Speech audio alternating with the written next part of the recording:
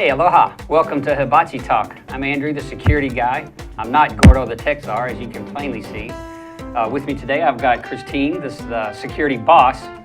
So we didn't know what kind of title to give her, but that's what we went with. We're going to have Michael Kebo with us today, ATSolutions. He's one of the sponsors of HICTA's ICT event this year, which is called Trends in Technology. HICTA is the Hawaii Information Communication and Technology Association.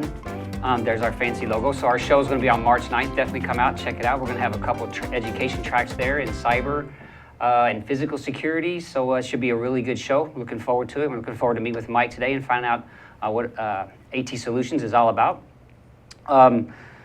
Gordo's on vacation, so unfortunately we're not going to get Angus, because Angus likes to travel with Gordo. I don't, those guys are just tightly bound. So Christine is going to step into here. So thanks for co-hosting for me today. I appreciate that. You're welcome. I'm going to try to drive from this seat as best I can. Gordo's better at it, but I'm going to give it a shot. So that's my explanation for that. I think I wanted to talk about something that you accomplished first. Okay. I think we've got a bit of an award notice that came out. Whoa. Oh, nice. Does that look like me? Kinda. Yeah, I've had a couple people comment that may not. I think it looks like me. It's pretty good. So you've been cited by PBN as one of the women to watch. I have. What is that about? Now, Christine's my wife. I just want everybody to understand that. So tell me what we need to be watching now in case I miss it, because I don't want to, So this is apparently in Hawaii, right? And so it comes out every year, and it's Women to Watch, and it's basically people in the community who feel like you're a woman to watch. So I think there's like What'd 10 or you 12. do? I don't know. I must have impressed somebody. Actually, I think it was the executive director for the Patsy Mink Center who had wrote a glowing recommendation for me. Wow. And kind of put it to PBN. It's good to know people in high places. Yeah, it is good to know. And I people saw one in of our high former guests, Dina Tierney, also is in there from Pacific Point. Yep. So very good, very good. That's not all you seem to have going lately. You've got another article, I think, which we have up here. Oh, the El Jefe, there we go, the security boss. Yeah, I like it. So what was this other citation that you had? So the Building Industry There we go. Association magazine, it's kind of a local magazine, came up. They wanted to talk about women in construction specifically, and so they asked me to kind of write up a couple of blurbs. And what was interesting about this is there's not a lot of women in construction, first of all. But then when you actually start to go out and solicit responses, you start to realize there actually are a few of us. And so again, just A few, yeah. just some comments. Actually, there's a picture of one of our guys up on a radio tower there installing a camera. It's kind of interesting. But they were just talking about why there wasn't more women in construction. And a couple of comments I made, I just wanted to kind of give a little bit of a shout out to an association that they have here. It's a Hawaii chapter. It's the National Association of Women in Construction. Okay. Bunch of great ladies that get together that are in the construction industry. How many? Are they owners? What do they do? Various roles. I mean, you got owners, you got technical people. I met a carpenter. It just depends. There's about 50 of us that meet kind of consistently every month for our meetings. And it's just a great way to network and a great way to get women together in construction. So what's your estimate if there's 50 of the, how many here, 10,000 workers in construction? Unfortunately, not a lot. And I think that's part of the issue, is because if you don't have that diversity, you're kind of stuck with just those people that are contributing to that industry. You don't have the diversity that you really need to come up with some really great ideas. So, right on. So, congratulations. Thank you. Good job. Good for getting out there and making it happen. We're going to keep one of our segments that we regularly have. This is Got One Tech Job. Oh. And this is coming to us from some frame makers. And I don't know if they have their tech jobs anymore. And maybe it's just a colorblind guy. I'm not sure how you missed the green and blue. I can see those pretty clearly, but I'm not sure how many of these got made. I'm sure once they came off the assembly line and they couldn't get sold. I wonder if they were cheaper. You think they were like on sale? You think you can get a bargain on those? once they printed them, you could get them cheaper? If I you don't just know. use those are the primary price? colors. So if you just use them in like nurseries where little kids aren't reading the words yet anyway. Yeah. But I mean, how would you like to confuse a whole point. generation of young children by teaching them that that was green and that was blue? Yeah. Interesting. Wow, you know, got one tech job if you make frames like that. Yeah. Sorry to say. Okay, so we've got what have I got? Some news I think for you here. Yeah. You got some good news? I do have some good news, and I have some other interesting news. So I like to. You guys know I'm the security guy, so I got some things here I think are worth talking about. A couple of reports that came out this week. This one from Rapid7, and this is an article from a Brief Fowler AP article that came out this week, talking about these connected toys, and we've talked quite a bit about the IoT. So now there's a lot of toys that are starting to come out that have various levels of connection and various levels of functionality. So Rapid7 did some research on some of these toys, and one was like a doll, and one was like a device you would wear, a wearable. And I don't want to name the companies, I'll just put them in the barrel, but in both cases, they found that these toys really failed to safeguard the children's information. It could be their name, their location, things like that. Also that you could get onto the remote servers that had this information and take control of the devices and or even take control of injecting data into these devices. Yeah. So one of the interesting things, they theoretically felt that they could expose the child's name, birthday, gender, things like that. The other one, they could definitely get a hold of the person's location. Yeah, so, through you know, GPS. if you think about kidnapping or abduction, things like that, knowing where a child is probably not a good thing. Something that needs to be protected and a little more locked down. I would imagine the concern is also with microphones too, and potentially cameras in whatever device it is to be able to hear what's going on and see what's going on. Yeah, or talk to kids and tell them to do something if they're young. Yeah. So Mark Stanislav is the manager of global services, and these are the guys who discovered these flaws. They said that toy makers really need to be building security in the development phase of these products, and we've talked about that quite a bit, so I agree.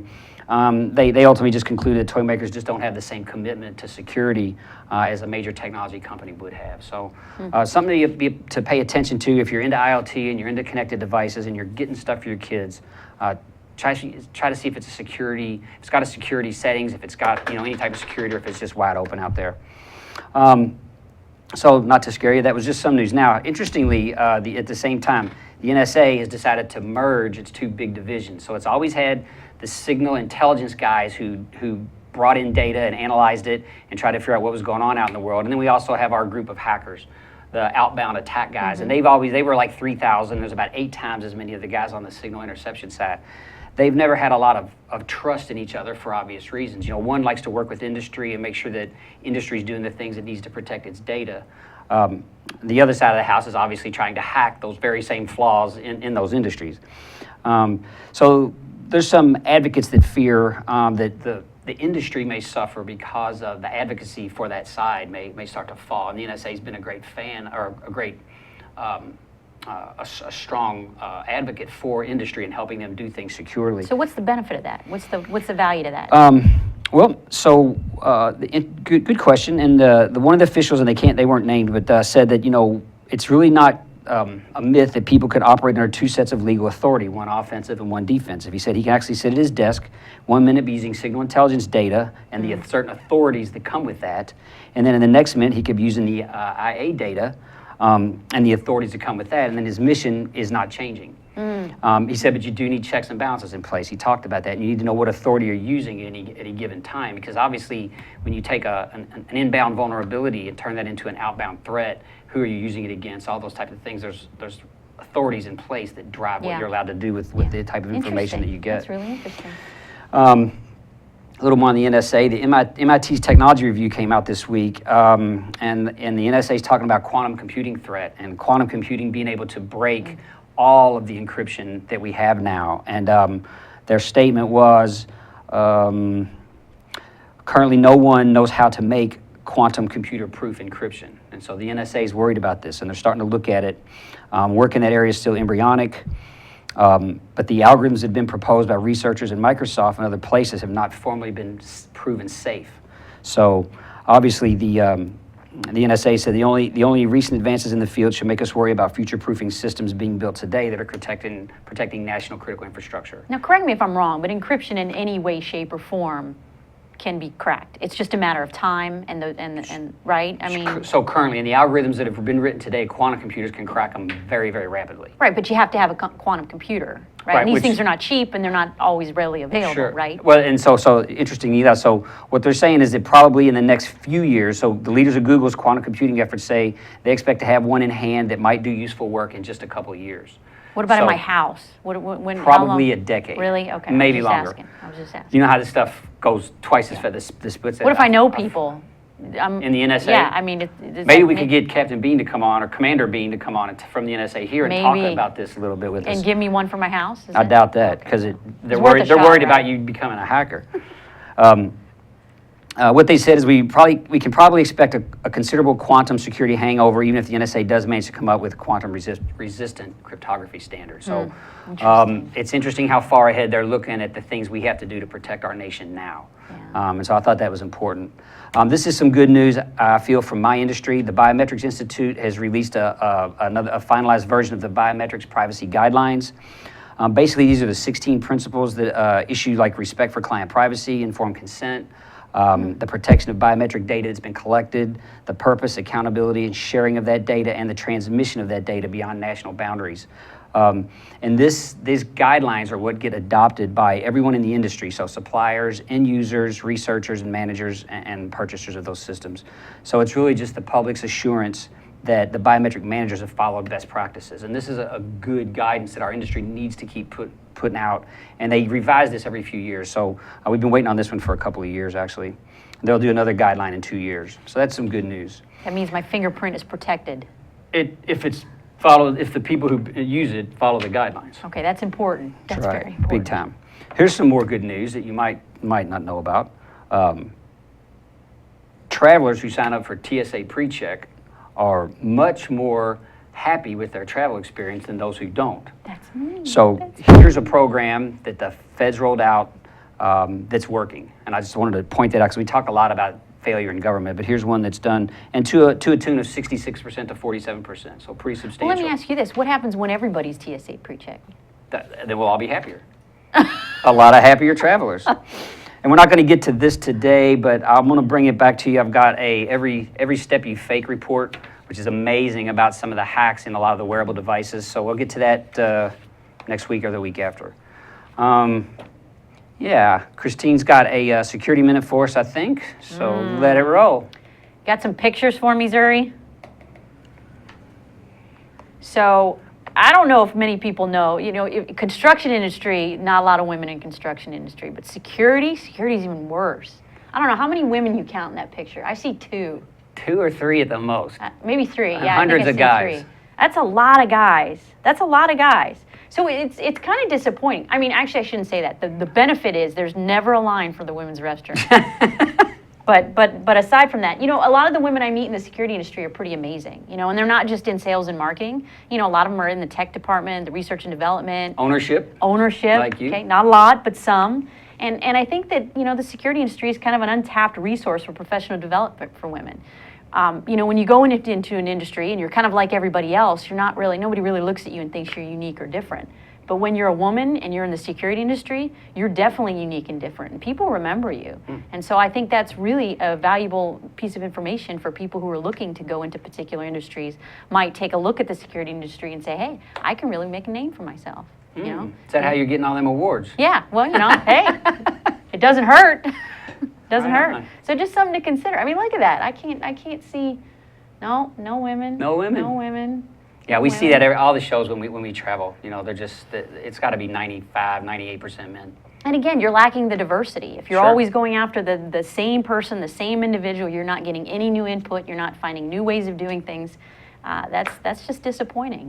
We kind of need everybody from all different angles, right? Yeah, for all sure. different, different genders, different racial backgrounds, all of it. Yeah. To kind of contribute to helping and solve Makes that for a better problem. industry. It does. And for security, yeah, that's much more important. diverse. So All right, it's thank something you. to consider. Right on. So we're going to go pay some bills, as we do, because, it's not free around here.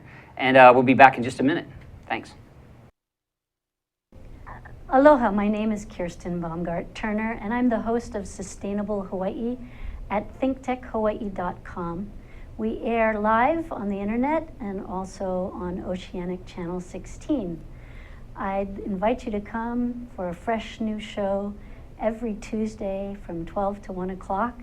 I try to bring on guests that give us a different viewpoint on aspects of sustainability in Hawaii, as well as trying to unpack some of the difficult concepts of measuring and achieving sustainability, particularly with regard to sustainable economic growth and prosperity in Hawaii. Please join us every Tuesday from 12 to 1 p.m. Mahalo, aloha. Okay, I'm Jay Fidel, that's Ray Starling. We co-host a show called Hawaii, the State of Clean Energy, every Wednesday, 4 to 5 p.m. It's really interesting. You know, Ray has a way of unzipping these guys. He asks them these questions and all this stuff tumbles out, and we find out stuff we would never know about without Ray's questions. Thank you, Ray. You're welcome, Jay. I'm very pleased to be your Ed McMahon every Wednesday at 4 o'clock here on the internet. So you can join us and see what's happening in the energy world, and there is a lot going on. So join us every Wednesday at 4 o'clock. Yeah, come around, be energized, right here on Think Tech. Aloha. Aloha, namaskar, and hello. My name is Anu Hitchell, and I host the show called Climate Change Beyond Outrage. We go beyond outrage to find solutions to climate problems facing people, nations, and the world. I hope you will join me here every Tuesday at 1 o'clock. We broadcast live from thinktechhawaii.com. Aloha and bye-bye. Aloha, this is Reg Baker and I am the host of Business in Hawaii. We talk about positive stories of businesses in Hawaii, how they have been successful and how they have overcome some of the obstacles that a lot of us encounter when we try to have a business here. And believe it or not, there are a number of positive stories here, and we want to talk to all of you. So we broadcast live every Thursday at 2 o'clock, and it rebroadcasts again on Olelo Channel 54. So I sure hope to see you next time. Please tune in on Thursdays at 2 o'clock. Thank you. All right. Hey, welcome back to Hibachi Talk. I'm here with Christine, the security boss. I'm Andrew, the security guy. And we've got Mike Kebo in the house from ATSolutions. Mike, welcome. Thanks for coming aboard.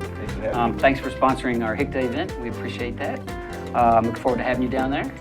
And we know we always like to give some background on our guests. So we typically going to start back with, your from infancy to today. We're going to bring you all the way up, so you can elaborate for us. Where were you born? I actually was born in California, Southern California. Right on, right on. Santa Monica. And if you're familiar with the beach town down there. Yeah. So I didn't stray heading too over far. there tomorrow, actually. And you grew up in California? Or? I did. I grew up and went to school in California and moved to Hawaii. Got real lucky, I guess. Got the chance to move for work. So. Oh, nice. Figured that out and haven't looked back since. Did you go to? Did you get in technology training in California, or did you go to college there? Or? I did. I went to school not with a technology background, but ended up kind of falling into the tech world a little bit by accident. Okay. And found it fascinating and kind of stuck with it. So let's talk about it. What was your first job after college? My first job after college, believe it or not, was on a car lot. Nice. I like it. Yeah. That's a tough job. But were you washing them or were you selling them? That's the question. I was selling. I've done both, so. I was selling them, and actually, what I found to be the most fascinating piece of that was the human aspect of meeting different folks and that interaction. So that's huge purchase for them. A lot of people scared, right? Like Absolutely. First car, second car. When they don't want to pay too much. Yeah. Like a lot of angst on a car lot sometimes. And you don't think about it really until you're buying a car, but that might be the second largest purchase that you make in your life, right? Aside from your home. So I didn't think about that, especially if it's a Tesla. Just saying. I'd like They're to kind sell of those. expensive. So what was your first real tech job? Wait, what was your best sale? Let's do that off the lot. I don't even remember, to be honest. It was not. It wasn't memorable. Okay. If this wasn't a gangbusters kind of. Right on. It's a tough job, right? Okay. But my first job actually in tech was with IBM. So I ended up joining IBM in a sales marketing role, and I found gravitated towards the tech aspect, found that I really enjoyed the discovery and the constant learning, because everything's always changing, right? Once you Now, feel but it. about what year was this? This was late 90s. Okay. Wow. Oh wow, when it was really Big exciting, Blue. right? So how was the IBM training program compared to the car sales training program? Well, you know, what's really interesting is if you think about the time, dot-com boom heyday. Oh, yeah. I started with IBM in San Francisco, so, you know, proximity to Silicon Valley, very, very close. But Big Blue is an East Coast company. And, you know, here you are in Silicon Valley, so it was a little bit of a disconnect from the boom of what's going on in Silicon Valley and kind of the staid nature of IBM. But it was a really great background. I got to grow a lot within the company, and they are actually who brought me out here to Hawaii. That's so awesome. Got a lot So to now, thank what did you do specifically for IBM? What was your, obviously sales, but what kind of sales? So I was actually in the x86 division. So, okay. You know, Intel server Yeah. and PC, personal computing, which ultimately they divested both of those businesses, and so I guess it was a good thing that I decided to leave. Yeah, that was the first PC. Once Windows 95 and all that kind of came out, that was the first PC that I purchased was an IBM PC. Yeah, 386, Those things were 286, awesome. And 386, it probably ran for 486. like 12 years. It was awesome. We still have it. Big, but I mean, it was awesome.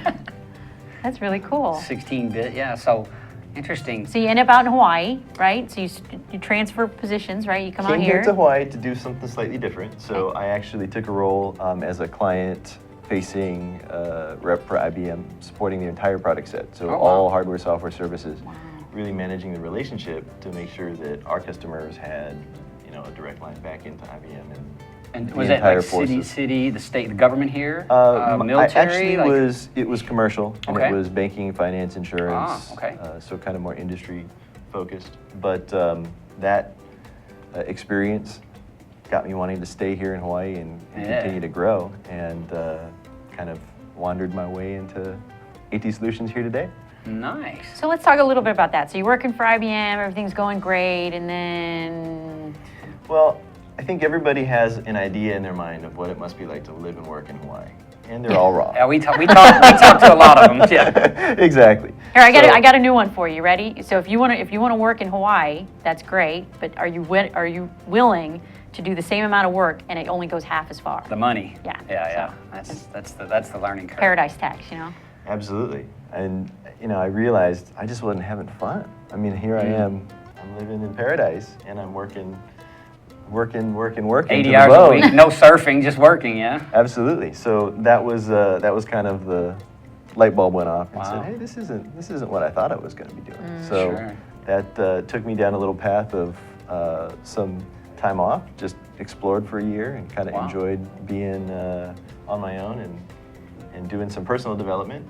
And when the opportunity came to get back into things and kind of pick up where I left off, just doing it from the partner side as an IBM business partner, I jumped at the opportunity. That's So awesome. you worked for a company, and that company was Aloha Technical Solutions. Okay. And what specifically did you do for them? So I was the director of sales for Aloha Technical Solutions. Been in business for about 5 years, and then we actually spun off some of the staff into a very similar organization, different ownership structure, doing the same stuff. Now we had a guy worked for us that worked down there too. We Has did. been on this show. I did. think you guys did. Forrest. Forrest, yeah. That's right, yeah, right. Yeah. I think he's been everywhere, actually. Everybody knows Forrest.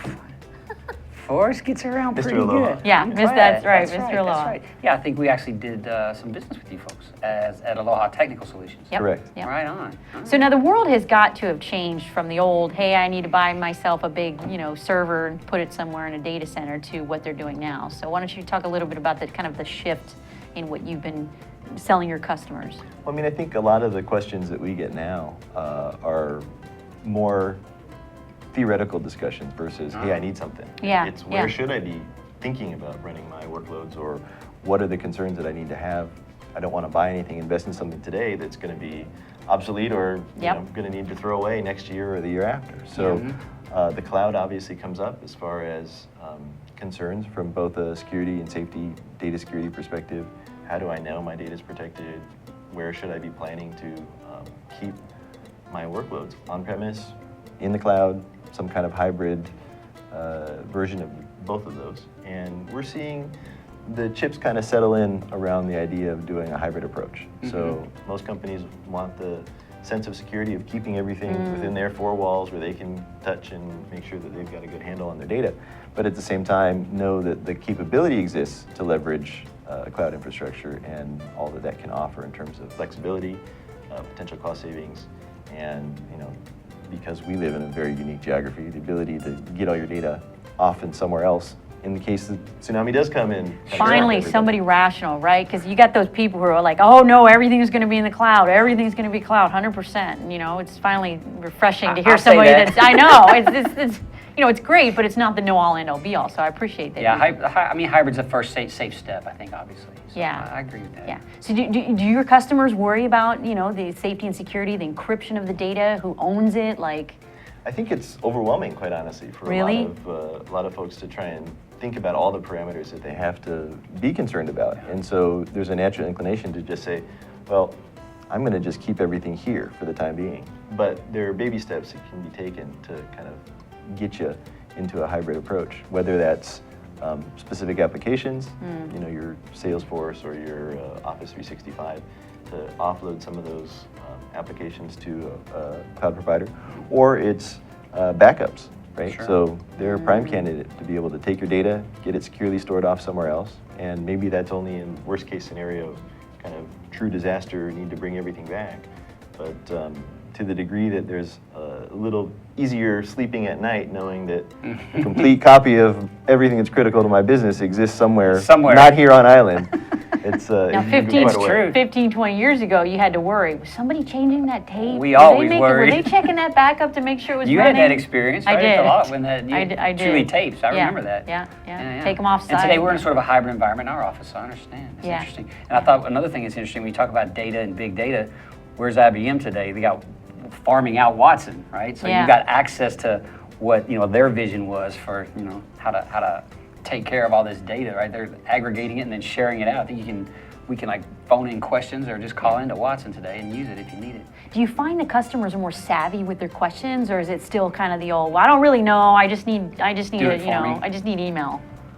No, I mean, I think that all too often we get questions that they're getting from their senior management as well, which is, why haven't we moved everything to the cloud? Oh, wow. Or, can't we save a ton of money if we just get rid of all of our infrastructure and rent it from someone else, kind of thing. So, Let's take a poignant pause. We'll talk about saving money when we come back. Let's go pay some bills, and we'll be right back with Mike Kebo from ATSolutions. Aloha, my name is Kaui Lucas. I am the host of Hawaii is My Mainland, here every Friday on Think Tech Hawaii at 3 p.m. I invite people who are doing interesting and inspiring things in our community to help us keep it local and keep it real. Tune in any Friday, 3 p.m. and also available on our YouTube channel and my blog, kauilucas.com. Hawaii is my mainland. Aloha. Hello, I'm Stephen Katz, and I'm the host of Shrink Wrap, which comes to you live every Tuesday at 3 p.m. on thinktechhawaii.com, and then it's repeated again whenever you want if you go to the website. On our show, we will be talking to all different kinds of therapists, psychologists, psychoanalysts, psychiatrists, people who talk about the mind, the brain, and about different ways to find happiness. I myself am a marriage and family therapist in practice here in Hawaii, and I hope you will join us because I've got a lot to learn, you've got a lot to learn, and it's a great ride. Thanks a lot. See you soon. Aloha! How you doing? It's me, Angus McTech, wishing you to welcome and join us to see us on Hibachi Talk on Think Tech Hawaii. Join my co-hosts, Gordo the Tech Czar and Andrew the Security Guy, every Friday from 1300 to 1345. We look forward to see you. We'll talk tech and we'll have some wee bit of fun. And remember, let your wing gang free wherever you be. Aloha! All right, I hope you caught Angus on a commercial because unfortunately you're not going to catch him on the show today. We do have Christine, the security boss, and we have Mike Kebo, principal down at ATSolutions. Welcome back to Hibachi Talk. And we were just transitioning from sort of the cost of managing your own environment, having your own PCs, owning your own software, to the virtualized world that everyone's moving to, the cloud-based world, and talk a little bit about those costs. So what have you run across? You know, any business that comes to you, obviously hoping they want to do something, they want to do it better, they want to do it smarter, but they want to know if they can do it cheaper. You know, as with most things, you get what you pay for. There you go. There you go. I love that. I love that line. I use it all the time.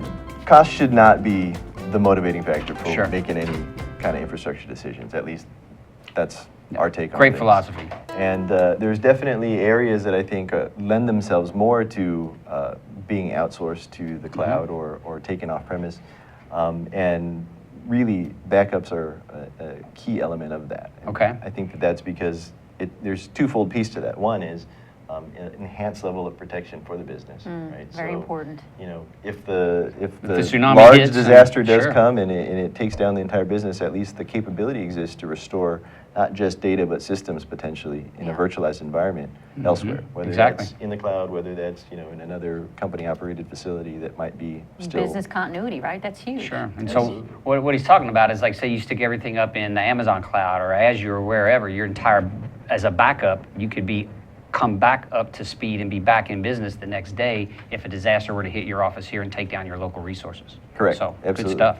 Yeah, and so we see a lot of interest not only in being able to satisfy audit requirements by being able to check the box that data is backed up, systems are in place and recoverable, but really just the peace of mind of knowing that you can go to bed at night and at least not worry about being able to run your business the next day. I remember those days waking up and the Exchange servers hung up, and we just, you remember gotta- those you gotta days, go and, in, and who you're had to like- fix it? Us. Yeah, So yeah. then all your staff sitting around, nobody can work, and I can't get my email. I'm like, can't you do anything else? They're like, no.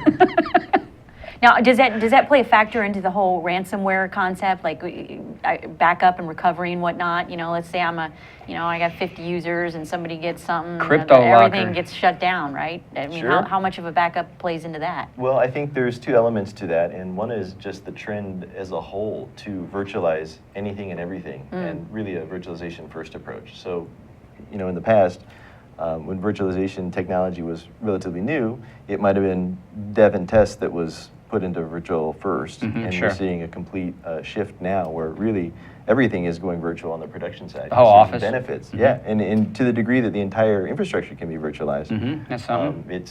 there's definite business benefits to be realized. So, in the example that you bring up of a crypto locker or some kind of ransomware, in a virtual desktop environment, if everybody's been virtualized, who cares? Yeah. You just restore an image and boom, you're up and Absolutely. running. Yeah, think about all the resources you save too. It's not just one server that's doing certain things at certain times. It's being able to use a server and having it utilized much more, right? So you get the efficiencies of just that one server versus having to, Yeah, I'm not sure how many. We run a lot of our R&D stuff in our shop, and the back end is all on VMware.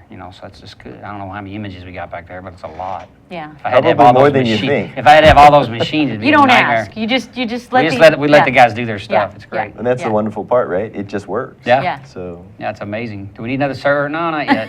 Do I need more RAM? Yeah, maybe.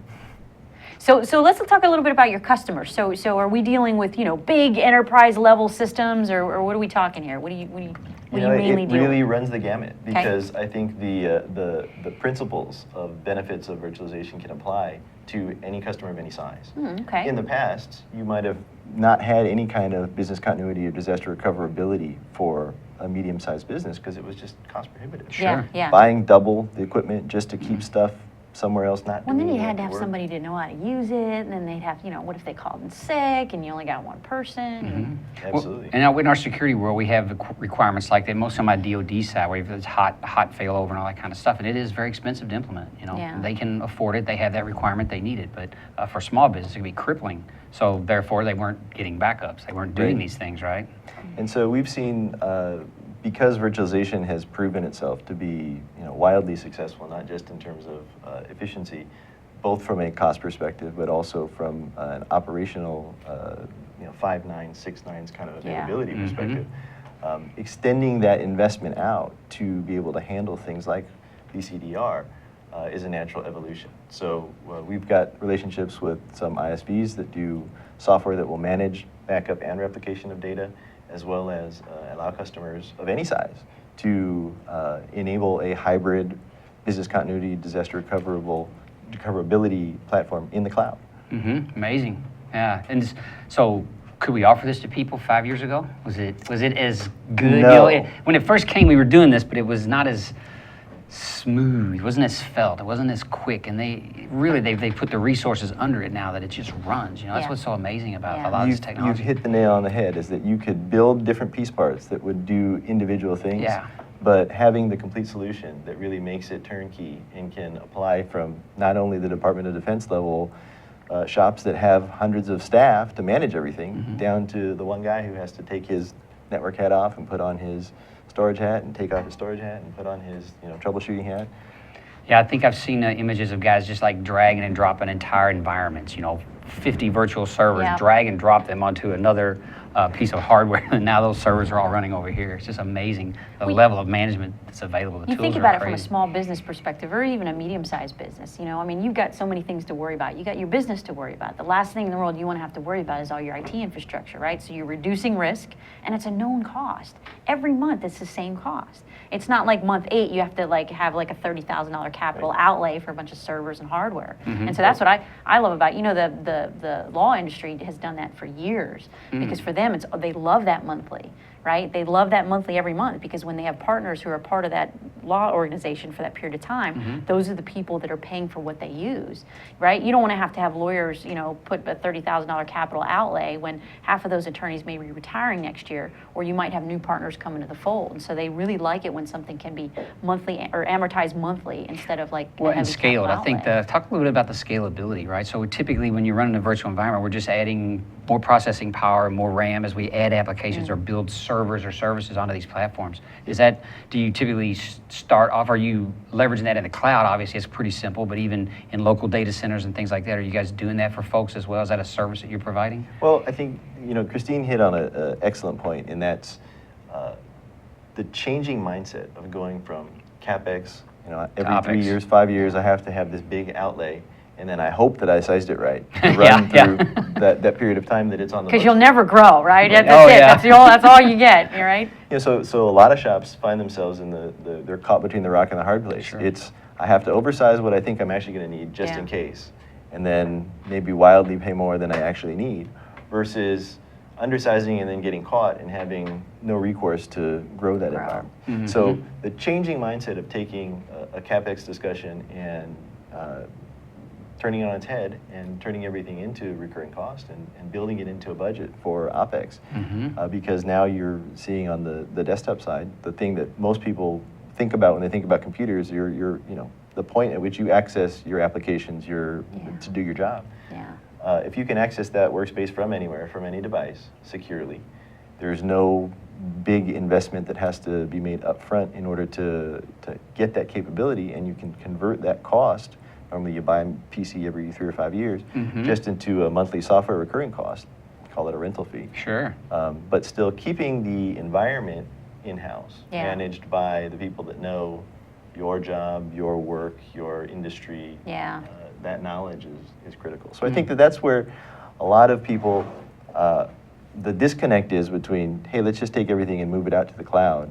The cloud infrastructure might be there, it might run just fine, but the missing element is that knowledge about individual business, and that's pretty priceless. You think about if one of your servers were to go down today, who are you going to call to make sure that it can come back up and you can fix it? One of your It's guys in a knows how to virtual do that. environment. It better happen before Yeah, we I don't call. have that problem. We hire people for that, right? It better happen before I call. If I got a call, we got an issue. So now, you ever get the diehards that are just like, nope, I want a server, and I'm going to maintain it myself. I got to own it. And I don't need your help, and that's just how I'm going to run my business. And you that's get okay, too. Really? All right. You still do that? You still sell a lot of servers, to people where, here you go, just do your Less own? and less, more and more, we're building out complete virtual infrastructure. Got So it's the same principle of I can design something that I know can scale horizontally or vertically. So if I need to grow because of acquisition, Yeah. merge multiple companies in, at least I know that I'm not locked into one technology.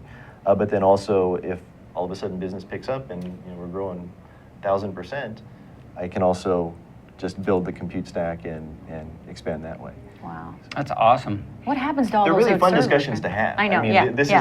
is the fun part, right? Yeah. We have so many options today, right? And so when you go all virtual, hybrid, hardware, Yeah. pick your choice, pick and choose. And then how are the apps out there? Is most of the stuff I see seems to be optimized for VM in the physical security industry anyway, and the ones that aren't getting used, and they're probably just going to go away. What have you come across apps that aren't ready yet, or do you get that very often? Or is No, it by I mean, and I think there large- may be some holdouts on the ISV side where they just don't want to support virtual because Yeah, the potential that's- for their yep. licensing revenue Yep. goes Yep. Sure. way down. Sure. And we see that in some places, Yeah. but they're few and far between because most organizations recognize if I can make it easy to deploy and support, then chances of having a much broader user base. Yeah, I think I'll sell more of it. QuickBooks is one of them. Is that? Well, and even we've got a manufacturer who charges a fee to unlock our RDP. They block the ports, so RDP or Yeah. Cisco. If you're going to use those remote ports, Again, QuickBooks is Yeah. the same. You can't do that with QuickBooks, at least the cheaper version. I think you have to buy the enterprise version to be able to use it in a VM. in a VM, Yeah. oh yeah. So there's Which hurts a lot of small. They've got to small get, but they got to get their businesses. license. Yeah. fees. There is. Yeah, there is. Interesting. There is. It's good stuff. Good Yeah. stuff. So, what closing comments? What do you think for our community out there? What do they need to know? What should they be thinking about from your perspective? Oh, wow. They're really putting me on the spot. Well, security, obviously, which Sure. is second nature to you guys. Don't risk your business just to save a buck. There you go. It's just not worth Some it. good advice. It really That isn't. that's great And advice, whether actually. it's, encryption for your data at rest when it's on a backup tape taken off site and falls off the back of the FedEx truck or whatnot, you want to make sure that you don't have to disclose or be worried that sensitive customer information might be leaking out there in the wild. We talked about Don't want to that. be in It's the very news, true. right? Yeah, you want to stay out of You the don't want to be in the news the Not wrong in a way. bad- for the wrong reasons, right? They say what any press is good advertising. I don't know. Yeah. Not always. Awesome. Well, Michael, thank you so much for being here. I've got a faux pas. I didn't have a solo cup because Gordo has them on his bag, but your solo cup number 52, we'll autograph it and we'll make sure you get one because we don't like anyone to leave Hibachi Talk I empty-handed. personally think because he didn't get one, here, I think you should give one that's full. I'll work on that. Yeah. Gordo will have no problem with Yes. that. So thanks to Zuri, thanks to Nick for having us, thanks to Jay for hosting us on Think Tech. I'm Andrew, the security guy, Michael Kebo from ATSolutions, Christine, the security boss. Thanks a lot, and how you doing?